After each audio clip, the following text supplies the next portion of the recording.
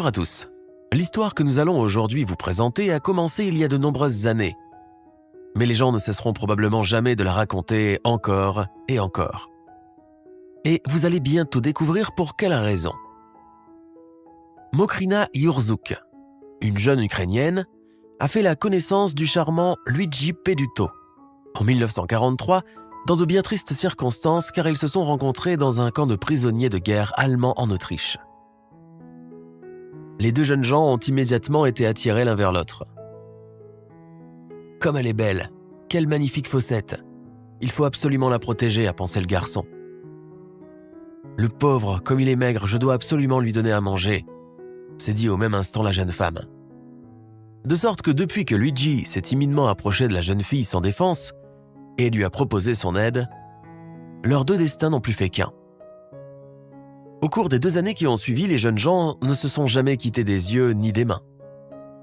Mokrina ne connaissait pas l'italien. Et naturellement, il ne parlait pas un mot d'ukrainien ou de russe. Mais quelle importance! Bien souvent, les yeux et les mains peuvent dire bien plus que la bouche. La seule chose que je savais dire en italien, c'était « je t'aime » et je n'avais dit cela à personne avant lui, déclara Mokrina bien des années plus tard. Au cours de ces 2 années, ils ont traversé ensemble de grandes épreuves, mais pour Luigi et Mokrina, ce furent des années extraordinaires. Après tout, ils étaient ensemble et surtout, ils étaient là l'un pour l'autre. Et enfin, en 1945, vint la fin de la guerre. Mais au milieu de la joie générale provoquée par cet événement tant attendu, notre couple d'amoureux semblait condamné. Ils savaient parfaitement que Luigi ne serait pas autorisé à s'installer en URSS et que Mokrina ne serait pas autorisée à aller vivre en Italie. Leur amour était trop parfait pour la triste réalité de l'époque. Mais ils refusaient d'admettre que c'était la fin.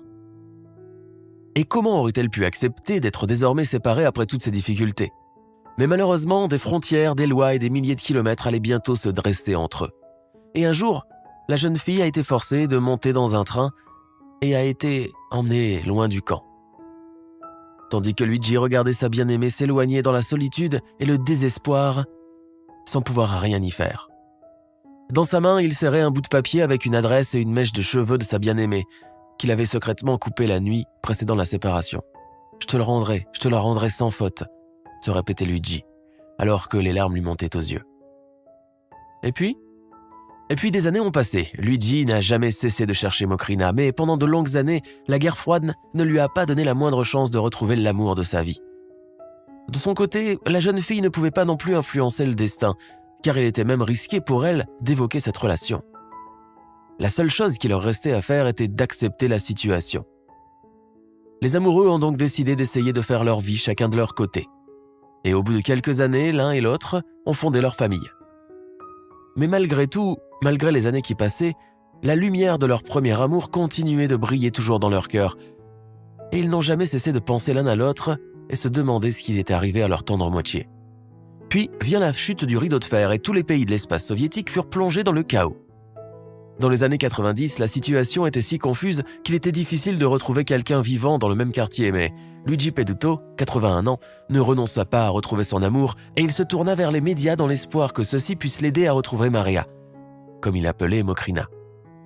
Et lorsque les journalistes ont frappé à la porte de Mokrina Andreevna, ils ont été très étonnés de sa réaction lorsqu'ils lui ont demandé « Savez-vous qui vous cherche ?» Car la dame n'était pas du tout surprise. Après une profonde inspiration, elle a simplement répondu « Luigi Peduto d'Italie ». Après 65 ans, la vieille dame n'avait toujours pas oublié le nom de son premier amour et elle n'avait jamais douté une seconde qu'il avait tout fait pour la retrouver tout au long de ces années. Lorsque Luigi et Mokrina ont enfin été réunis pour la première fois après cette longue séparation, ils n'ont bien sûr pas pu retenir leurs larmes.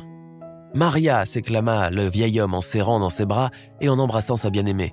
« Fossette, Fossette !» Mokrina avait toujours aux joues ce détail physionomique qui l'avait tant charmé jadis.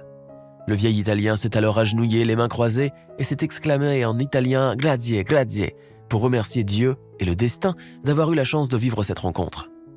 Luigi a alors rendu à Mokrina sa mèche de cheveux, tenant ainsi la promesse qu'il avait faite autrefois. Luigi et Maria ont continué à se voir et à se rendre visite régulièrement.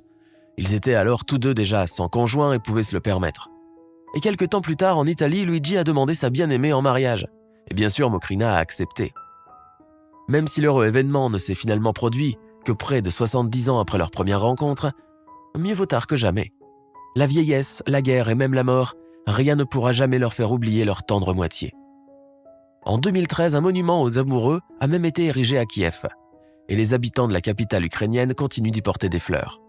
Luigi est décédé en 2013, et 2 ans plus tard, ce fut le tour de Mokrina. Mais leur souvenir est toujours vivant aujourd'hui, comme un symbole du véritable amour pour lequel il vaut toujours la peine de se battre.